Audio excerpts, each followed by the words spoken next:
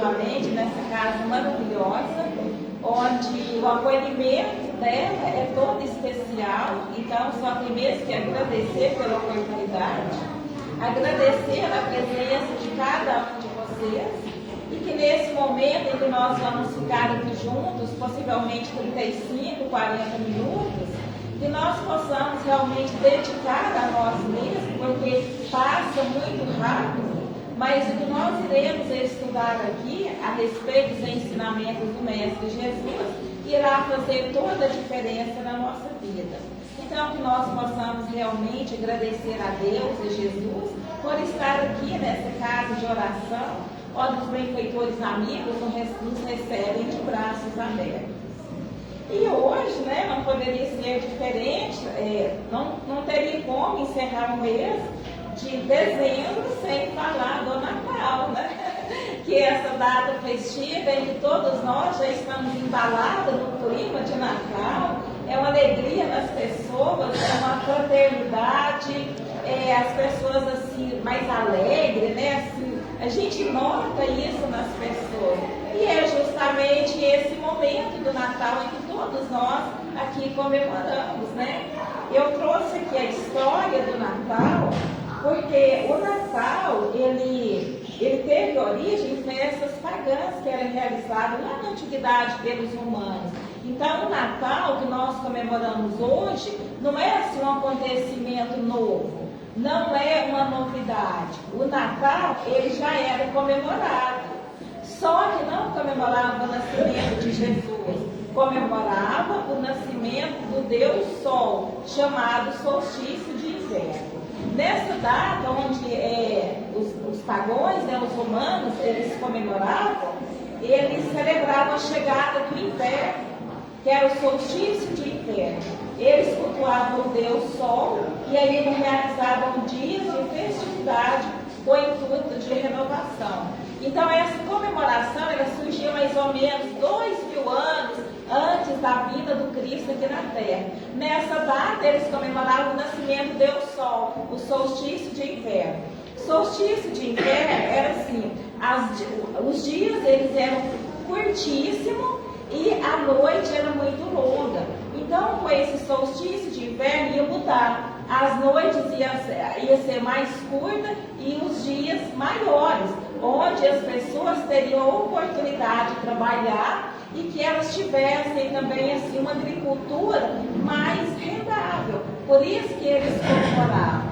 E é interessante que nós aqui também, geralmente a gente fala assim, que o dia, nós também comemoramos, nós também sentimos aqui esse solstício de inverno. É quando o dia ele é pequenininho. Geralmente nós notamos esse dia bem pequenininho aqui, é no dia 23, 24 de junho, não é? O dia ele começa logo ele já escurece. E até nós aqui do Ocidente falamos que é o dia mais curto do ano, esse dia 23 ou 24 de junho. Então, os pagãos, eles comemoravam essa festa, celebravam, trocavam presente, festejavam, a semelhança do nosso Natal de hoje, tá?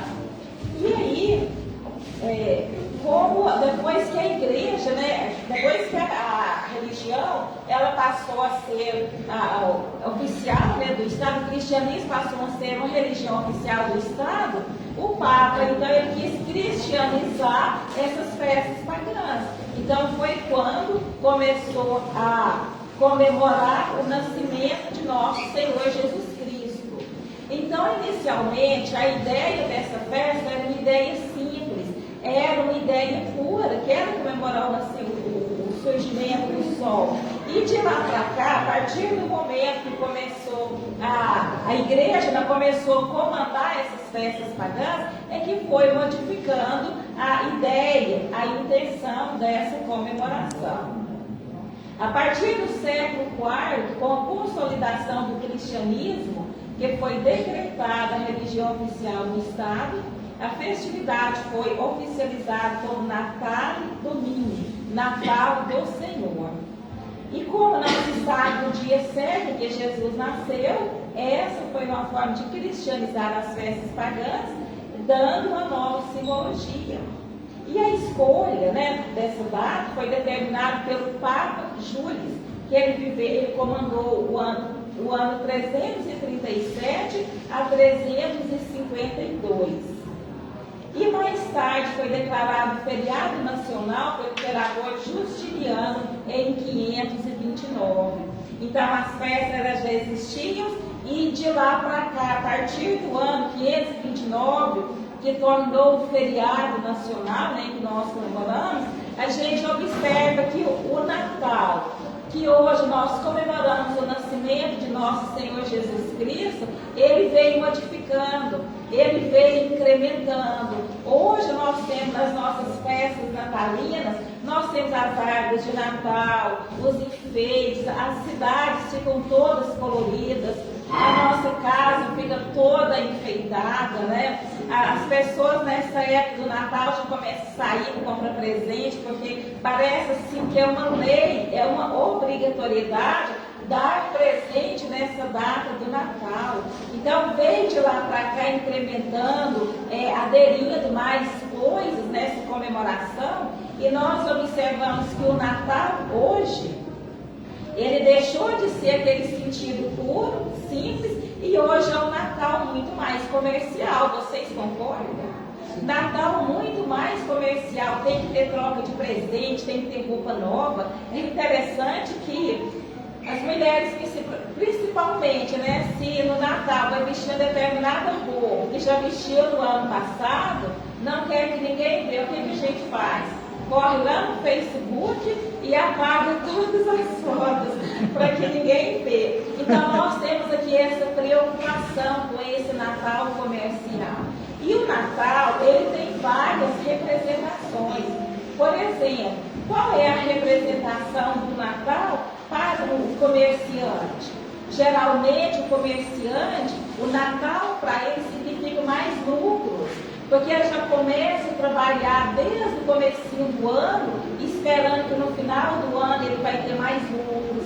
É uma oportunidade também para gerar mais empregos na época do Natal, porque as rendas, elas aumentam demais, né? Então tem todo esse comércio envolvido nessa data natalina. O Natal para uma criança, o Natal, a representação do Natal para uma criança é ganhar presente. Tanto é que as crianças, se nós perguntarmos para as crianças quem é que comemora o aniversário do Natal, elas vão responder que é o Papai Noel. Dificilmente uma criança vai falar que é Jesus, que nós comemoramos o nascimento de nosso Senhor Jesus Cristo, porque é Papai Noel. Elas acreditam que o Papai Noel vai chegar, vai descer pela chaminé e vai deixar aqui o seu presente na calada da noite, né? E isso é natural mesmo da criança. A criança pensa que é assim. Outro dia, uma amiga minha contando, a netinha dela mora lá em Brasília, e a netinha dela vem pra cá, e elas queriam comemorar o aniversário em outra casa. Aí a netinha disse assim, não, vovó, nós temos que ficar aqui, porque senão o Papai Noel não vai saber onde nós estamos no novo endereço.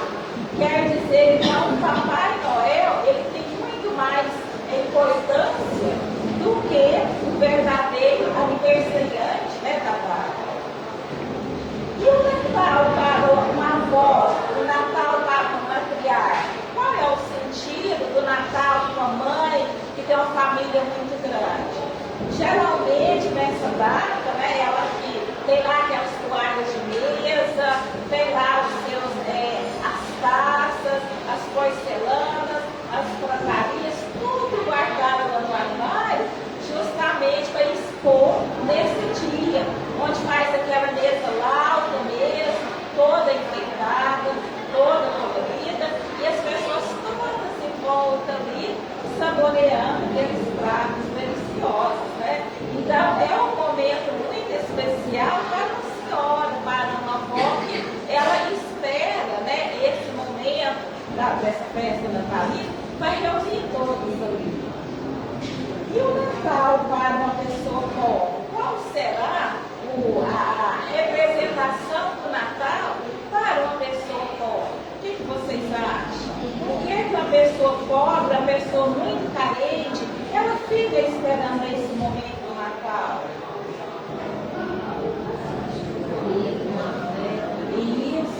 justamente ela fica esperando que pelo menos naquele dia do Natal ela vai alimentar melhor. Por exemplo, o mendigo, né, que ele vive lá na rua, que às vezes ele passa assim, muitos dias sem tomar banho, ele tem o seu cabelo todo desalinho, a sua barba crescida, ele espera que naquele dia ou na véspera do Natal ele vai tomar um banho, ele vai trocar de roupa, ele vai sentir melhor, ele vai sentir gente, né? Então, para uma pessoa pobre, esse momento do Natal, ela fica esperando que alguém vai levar algum alimento para ela, vai levar uma cesta básica.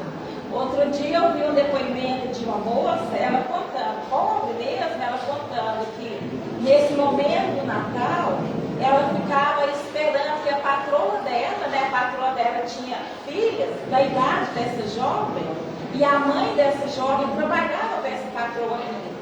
Então essa jovem, ela ficava esperando que aquelas filhas da patroa dela ia comprar roupa nova e ia doar as roupas delas para essa jovem.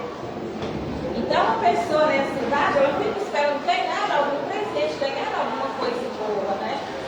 E o Natal do Chico Xavier, o que vocês acham? Como será que é o Natal do Chico Xavier? Será que o Natal do Chico Xavier é um Natal comercial para nós, é um Natal festivo, igual é para nós? Será que o Chico Xavier era assim também? Não. O Chico Xavier, o Natal era diferente. Conta-se que o Chico Xavier, no dia do Natal, por volta das 8 horas da noite, ele reunia ali alguns amigos seus e ia nas favelas lá em Uberaba. Ele visitava as pessoas mais carentes, aquelas pessoas que não iriam ganhar presente, aquelas pessoas que não tinham com quem conversar. Então, nesse dia do Natal, o Chico ia, batia de porta em porta, entrava, conversava com aquelas mães desalentadas, as mães que às vezes tinham seus filhos lá na cadeia e que elas queriam mesmo, pelo menos ver o seu filho ou ter alguma notícia deles. Então, o Chico Xavier sentava com elas, bebia café naquele bulho, café frio mesmo. O café que foi feito, que foi coado de manhã e à noite, como elas não tinham como fazer um café quentinho, o Chico Xavier bebia lá naquela xícarazinha bem velhinha, ele tomava aquele café, ele sentava com essas mulheres pobres, ria com elas, contava da sua infância. Então, o Chico Xavier não levava presente para essas pessoas, porque ele era o presente, a presença do Chico Xavier era o presente ali para aquelas famílias. Então, assim era o Natal para Chico Xavier. E eu pergunto para vocês, e o Natal para nós, os espíritas? Será que o Natal para nós, os espíritas, também tem esse sentido, essa festa, essa confraternização, essa troca de presente, esse Natal comercial? O que vocês acham? Para nós, o Natal, para nós espíritas, nós comemoramos o aniversário daquele que veio aqui na Terra, dizendo que eu sou a luz do mundo, eu sou o caminho, a verdade e a vida. Ninguém chegará ao Pai senão por mim. Então nós, os espíritos, nós comemoramos o aniversário de Jesus. E será que Jesus quer presente em nós?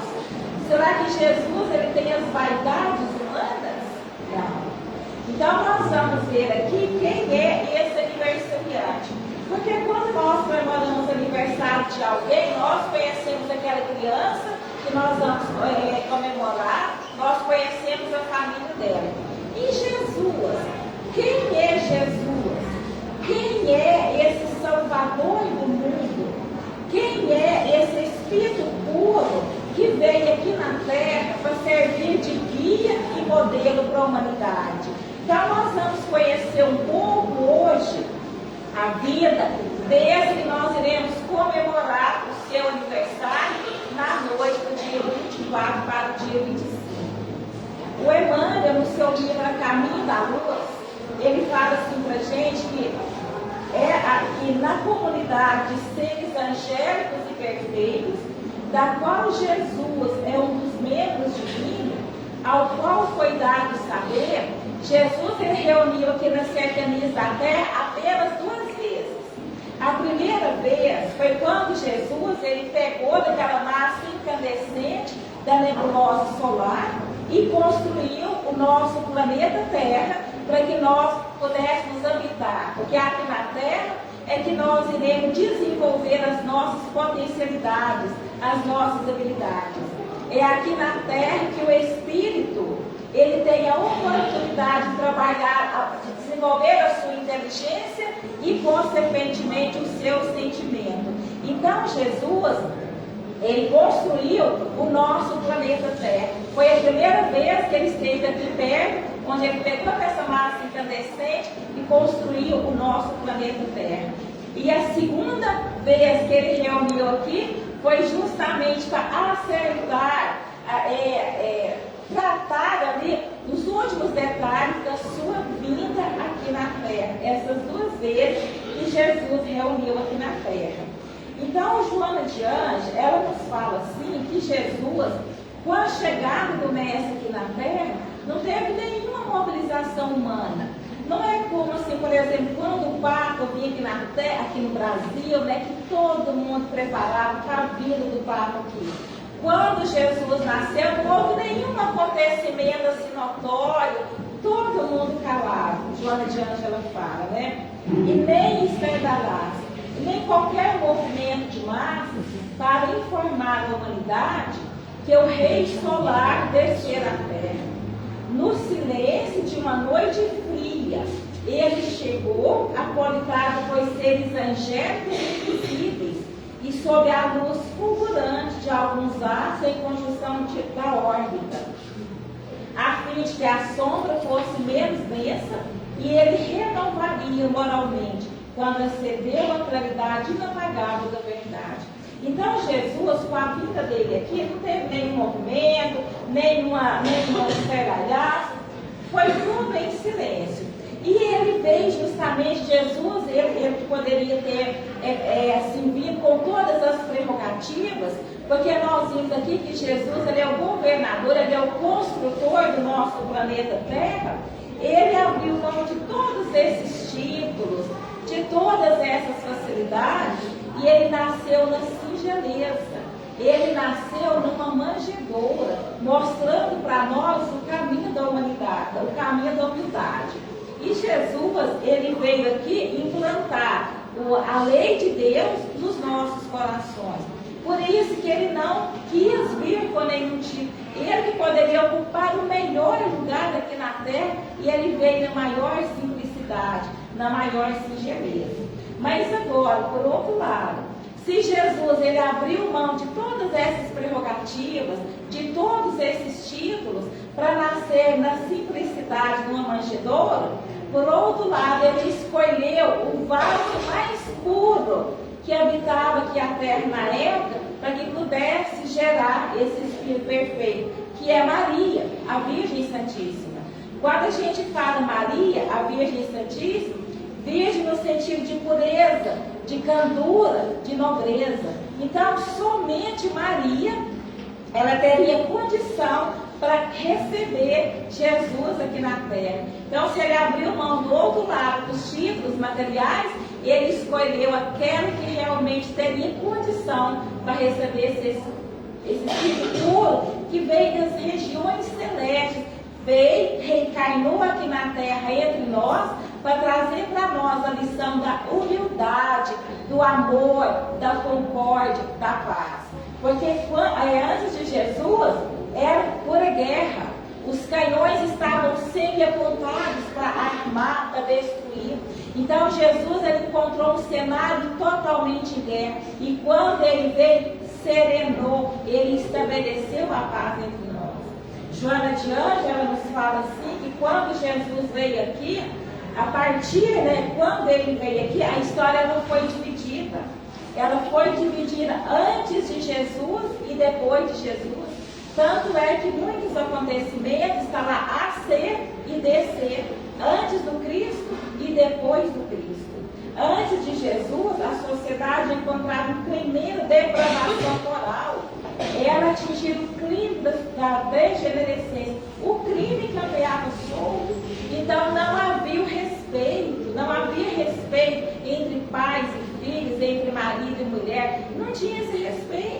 A caridade, então, não existia caridade.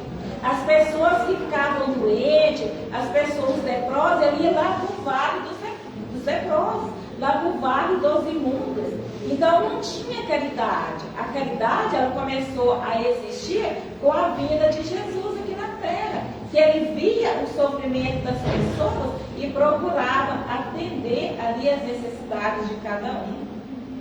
Antes de Jesus, o cativeiro consagrado era lei, né? Então, os escravos era lei. Todo mundo tinha que ter escravo. E quanto mais escravo tinha, significava que a pessoa tinha mais poder.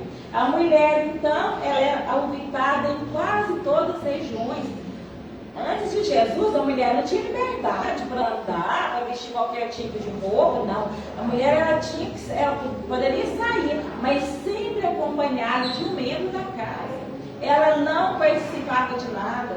Tanto é que nas sinagogas a mulher ficava sentada lá atrás, ela não sentava assim na frente, não. A mulher não tinha nenhum valor. Os animais eram muito mais bem tratados e muito mais respeitados do que as próprias mulheres. Os pais podiam vender os filhos, não tinha essas ligações de afeto. As feras devoravam os homens vivos nos espetáculos, era o divertimento da época. Da mesma forma que hoje aqui nós temos shows, nós temos o futebol, naquela época o show para aquelas pessoas era elas irem para o circo e ver as pessoas sendo atiradas pelas feras, ou então as pessoas sendo queimadas nas fogueiras. Então, olha que sociedade mais depravada que Jesus deparou. E quando ele veio, ele estabeleceu um novo roteiro, um roteiro de fraternidade, um roteiro de paz. Por isso que Jesus ele dividiu a história. As mulheres infelizes podiam ser apedrejadas como exemplar da justiça. A mulher que era pega em adultério, era por lei ela ser apedrejada. A mulher sim, o homem não. E a mulher não comete adultério sozinho, né? Então, olha só o valor que eles davam para as mulheres. Os mutilados deviam perecer nos campos de luta, categorizava a conta de carne inútil. Então, as pessoas que iam para as guerras e que elas ficavam mutiladas, não tinha socorro, não tinha nenhuma assistência médica, ficavam lá, perecendo no campo de luta lá, até morrer. Esse cenário cruel que Jesus encontrou aqui. E aí, com Jesus, mudou totalmente, né? Ele dividiu a história. Joana de Ângela vem nos dizer que Jesus ele revolucionou os paradigmas existentes na sociedade. Porque era de competição, era de luta, o mais forte que sempre sobressaía. Então ele trouxe um novo paradigma para a humanidade. Por isso que nós tivemos 3 revelações até agora. Nós tivemos a primeira revelação com Moisés, que veio estabelecer a lei de justiça, e tivemos a segunda revelação com Jesus, que veio estabelecer para nós aqui a lei de amor. E agora a doutrina espírita, que veio trazer para nós a verdade. Então Jesus ele implantou novos códigos de justiça, de ética, de moral, de valores para a vida. Ele veio implantar aqui na terra também a solidariedade, mostrando para nós que o forte ele deve ajudar o fraco, né? Mostrando para nós também que a pessoa que vale não é aquela rica, não é aquela pessoa poderosa. A pessoa realmente que tem valor é aquela que já desenvolveu os seus valores íntimos. Lá no Sermão da Montanha, Jesus ele deixou para nós um roteiro da nossa felicidade. Quando Jesus ele fala assim: bem-aventurados os pobres em espírito, porque deles é o reino dos céus. Então Jesus está dizendo assim para a gente que aquela pessoa que é pobre em espírito, que é pobre de orgulho, que é pobre de vaidade, que é pobre de ambição, que é pobre de egoísmo, ele é um rico perante Deus. Porque é preferível nós sermos pobres desses defeitos e ricos das qualidades, onde nós que estamos aqui na terra, sob o beneplácito do Mestre Jesus, é tarefa de cada um de nós, aos poucos, e desenvolvendo essas virtudes, eliminando um pouco o egoísmo, que é o apego ao eu, para que nós possamos desenvolver a humildade, porque a humildade, ela é a senha para que nós possamos habitar uma região melhor no plano espiritual. Sem a humildade, nós iremos sofrer muito no plano espiritual com o nosso desencarne. O André Luiz, abrindo aspas aqui, o André Luiz, ele com a sua humildade, ele veio relatar aqui para nós. André Luiz foi médico aqui na Terra, muitíssimo orgulhoso, e ele ficou sofrendo 8 anos lá no umbral, até ele esgotar, até ser eliminado os fluidos do seu perispírito, que era justamente o orgulho. Então Jesus, quando ele diz, bem-aventurados os pobres em espírito, porque eles herdarão, entrarão no reino dos céus, ele vem nos mostrar para a gente que é um bem-aventurado aquele que procura desfazer de todas as mazelas, aquele que procura vencer as suas más inclinações, que procura sobrepor o espírito à matéria, porque infelizmente nós aqui ainda vivemos muito com a matéria. Tudo aquilo que encanta a nossa vista, que nós damos valor. Hoje nós damos muito mais valor às pessoas pelo que elas têm, pelo que elas possuem, do que pelo que elas são. Não nos interessa se a pessoa é boa, se a pessoa é honesta, se a pessoa é generosa. O que importa para nós é se ela tem casa, se ela tem muito dinheiro, se ela tem muito imóvel. Isso sim é que nós valorizamos. Então, no Sermão da Montanha, Jesus, ele nos orienta como é que nós devemos comportar aqui na Terra. E é tão interessante, meus irmãos, que essas orientações aqui não é só para essa atual existência.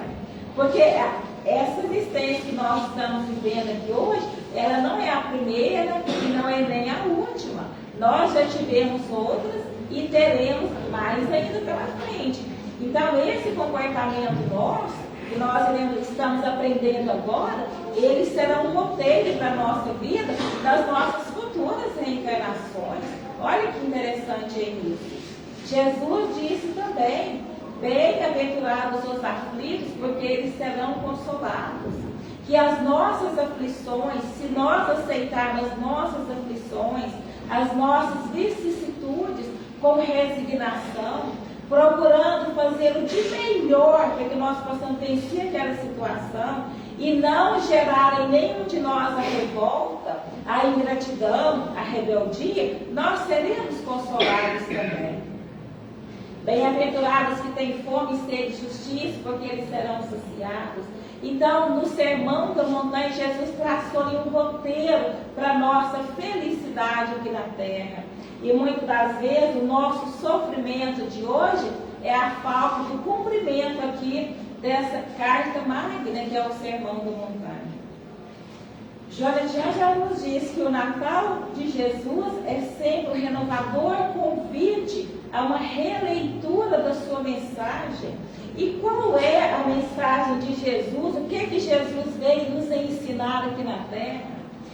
Se ele fala que o Natal é uma releitura da sua mensagem, a mensagem de Jesus é o perdão das ofensas, é amar os vossos inimigos, é retribuir o mal com o bem, é que a nossa mão esquerda não saiba o que dá a vossa mão direita, é fazer o bem sem ostentação. Hoje, muitas das vezes, as pessoas fazem a caridade, tiram foto, está lá aquela fila de pessoa carente para receber a cesta básica.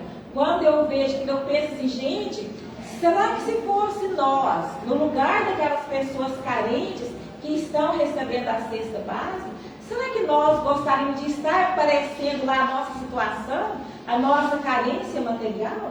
Essa caridade é a caridade com ostentação. A pessoa faz a sopa, ou então doa cesta, as pessoas vão lá pegar e fotografam todo mundo ali. Olha, nós vivemos num mundo que não deveria ter necessidade mais das pessoas carentes. Porque o nosso país, ele é um país rico. O nosso Brasil ele é um país muito rico. É um país que tem muita fartura aqui. Então, Não é nenhuma vantagem para nós, meus irmãos, quando nós levamos uma cesta básica e fotografamos lá junto com aquela pessoa. Porque se fosse nós, no orgulho que nós ainda temos, dificilmente nós íamos achar bom. Nós passando lá, tirando foto lá, mostrando a nossa carência. Então, a releitura do Evangelho de Jesus é essa caridade sem ostentação, é essa benevolência que parte lá do nosso íntimo. Porque no Evangelho fala que muitas vezes as pessoas usam verniz social, tão bonzinho com as pessoas, fala baixinho, quase cochichar. Ai, me perdoe, me desculpe, eu não vi. Mas dentro de casa não é aquilo que aparece na sociedade. É o verniz social que as pessoas usam. Então, com Jesus, a releitura da sua mensagem é essa bondade, essa benignidade que vem lá de dentro do nosso coração. Ser bom, ser amoroso, ser cordial, ser gentil. Quando a gente fala em ser gentil, não é muito obrigado, porque eu falo, não, ser gentil é lá de dentro também. É um movimento nosso natural, automático. Da mesma forma que o comando do nosso corpo ele já está automatizado. Por exemplo, nós não temos que emitir comando para o nosso coração para ele bater, para os nossos pulmões para ele puxar o ar e soltar, para os nossos rins. Não, nós não temos que emitir nenhum comando para os órgãos do nosso corpo, porque eles possam funcionar. E isso já foi automatizado ao longo desse nosso processo evolutivo. Quando o Espírito é um princípio inteligente, que ele vem estagiando nos reinos mineral, vegetal, animal, ele vem trabalhando isso para que hoje essa condição seja automática em cada um de nós. Da mesma forma, os nossos gestos de ser gentil, de ser cordial, de ser amorável, de ser bondoso, deve ser espontâneo em cada um de nós. Que a gente não tenha que fazer esforço para ser bom, fazer esforço para perdoar, fazer esforço para ter paciência, para ser paciente, porque às vezes a pessoa fala, eu perdi a minha paciência. Então, quando a pessoa fala que perdeu a paciência, ela não desenvolveu essa paciência. Porque uma vez desenvolvida, ninguém perde. Perdeu aonde? Quem achou? Quem achou vai devolver? Então nós não perdemos. As nossas virtudes conquistadas, nós não perdemos elas jamais. Então a releitura da mensagem de Jesus é essa vivência. Então esse momento do Natal, que nós comemoramos o nascimento do Mestre Jesus, é Ele renascendo novamente em nossos corações.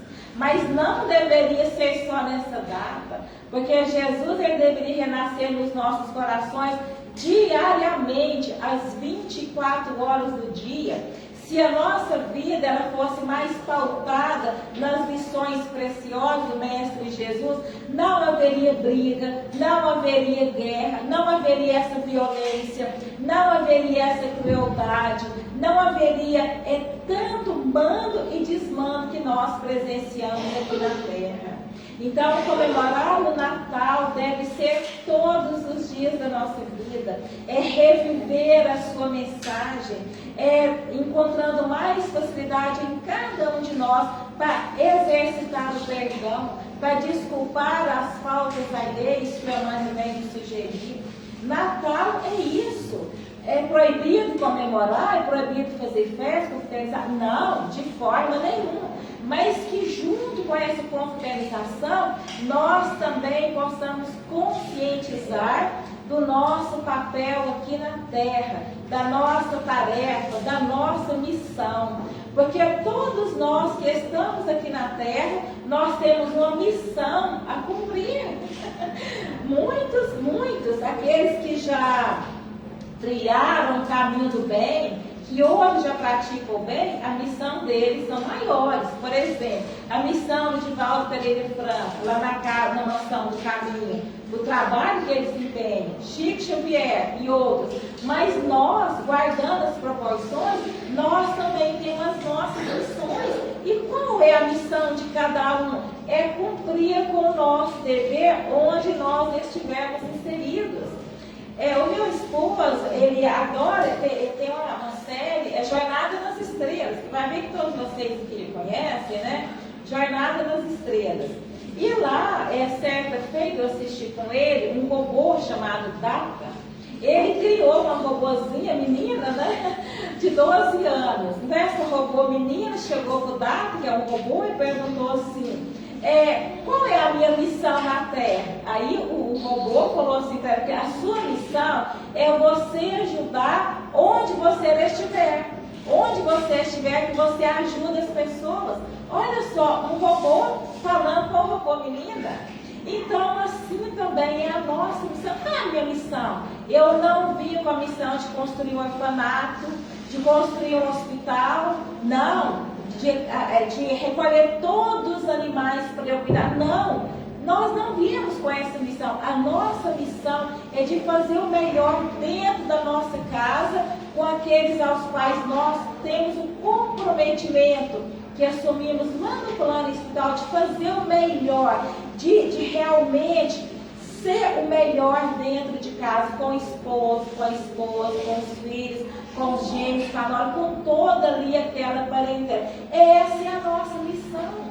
Porque se nós falirmos nessa missão, na próxima reencarnação nós teremos que voltar junto com as mesmas pessoas, e pode ser que nós voltaremos em condições piores. Porque nessa tal encarnação, Deus nos concedeu a oportunidade, reuniu todo mundo ali, todos bem, perfeito, sadio, para que nós pudéssemos desenvolver o roteiro traçado do plano espiritual. E se nós falhamos, a oportunidade jamais vai voltar, jamais. Deus, que é o nosso Pai misericordioso, Ele tira de nós essa oportunidade de crescimento. Mas as circunstâncias poderão ser diferentes. Hoje nós temos todos ali à nossa volta, no nosso seio, para que nós possamos reconciliar, fazer aquilo que nós temos mal feito, melhorar o nosso passado. E nós, às vezes, somos negligentes. Na próxima encarnação, voltaremos com a mesma pessoa, mas pode ser que sejam circunstâncias mais difíceis. Porque como é que Deus vai dar para nós a mesma circunstância que nós não baratamos ano anterior? Então, recordar a mensagem do Mestre Jesus é essa vivência constantemente. Porque no Evangelho fala, eu sou cristão. Qual é a sua religião? Cristão. Se nós somos cristãos, não basta só trazer a libré. No Evangelho fala, não basta vestir uma capa de cristão, eu sou cristão. Não, nós mostramos que nós somos cristãos através da nossa conduta. Porque o que Jesus nos ensinou? O perdão das ofensas. Meus irmãos, então toda vez que nós sentimos ofendidos, que nós queremos permanecer com o nosso coração endurecido, eu não perdoo de jeito nenhum. Como é que nós podemos dizer, eu sou cristão? É um contrassenso. Sendo que Jesus nos ensinou o perdão das ofensas, amar os inimigos, retribuir o mal com o bem. Então, se nós não cumprimos aqui esses ensinamentos, como é que nós vamos dizer que nós somos cristãos? O cristão é aquele que segue os ensinamentos do Cristo. Então, olha aí, quando que nós estamos amassando barro? Praticamente nós estamos estacionados. O progresso adquirido, ele não perde. Mas a gente não perde, nós já começamos. Mas nós temos que ficar parados e estacionados. É o que a gente vem fazendo ao longo do tempo. Toda vez que o nosso coração fica ressequido, fica ressentido, nós estamos parados. Nós só iremos melhorar, seguir com o nosso progresso, quando haver esse reajustamento íntimo. Então, o Natal é esse renascimento de Jesus nos nossos corações, é essa releitura da sua mensagem, é essa renovação. 1º de janeiro já vem lá ano novo. E muitos de nós fazemos lá uma lista, e esse ano eu vou fazer isso. Se perguntar para alguém na televisão, o que você espera do ano novo? Eu espero mais concórdia, melhor educação, menos violência. Mas será que nós estamos trabalhando para que isso aconteça? Ou nós estamos simplesmente assistindo lá na arquibancada ou no camarote? Não! Para que a terra seja uma terra mais pacífica, mais equilibrada, é necessário cada um de nós fazer o nosso esforço. A semelhança daquela beija-flor, que tinha um incêndio muito grande e o beija-flor, com aquele pinguinho, com aquela gotinha de água, levava lá até o incêndio. Chegou um beija-flor preguiçoso perto dele e falou assim: mas você pensa que você, com essa gotinha d'água, vai apagar aquele incêndio? O beija-flor disse assim: pelo menos eu estou fazendo a minha parte.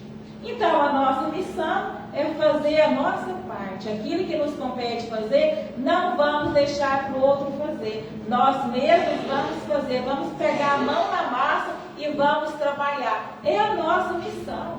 Os espíritos benfeitores que endossaram a nossa reencarnação, eles irão nos receber quando nós desencarnarmos. E com que cara que nós vamos chegar até eles se nós não cumprirmos com os nossos deveres aqui? Porque nós temos todo, Deus, Ele fornece para nós todos os recursos para a nossa evolução. Joana, estou encerrando já. Joana de Anjos era nos dias que não tem mais desculpa nós alegarmos que nós não conhecíamos e que nós não sabíamos. Então, não vai ter mais nenhuma justificativa. Qualquer justificativa que a gente tenta fazer não vai surtir efeito no plano espiritual. Porque hoje nós temos o conhecimento da doutrina espírita, que nos informa quem somos nós, de onde nós viemos, o que nós estamos fazendo aqui e para onde nós vamos. A doutrina espírita, ela responde para nós todos os porquês da nossa vida, que está lá nas respostas contidas no livro dos Espíritos, aquele livro grosso que contém 1021 perguntas. Se alguém aqui presente não conhece ainda esse livro, é o primeiro livro da codificação da doutrina espírita. 1021 perguntas. Então tem tudo lá. Viu? Então, ao cristão sincero, não justifica mais nada, viu, gente? Então, eu encerro aqui essa mensagem do Natal. Profundamente grata, pela oportunidade de estar aqui trazendo essa reflexão para nós juntos aqui refletir sobre essa mensagem do Natal e que realmente nós possamos iniciar o ano 2023 com a outra roupagem, não fisicamente, mas uma roupagem internamente, com novos objetivos, com novos ideais, que é o nosso crescimento moral. Então, eu desejo a todos vocês um Feliz Natal. Desejo um próximo ano novo, cheio de luz, de amor, de bondade no coração de cada um. Então, muito obrigada a todos, boa noite, muita paz.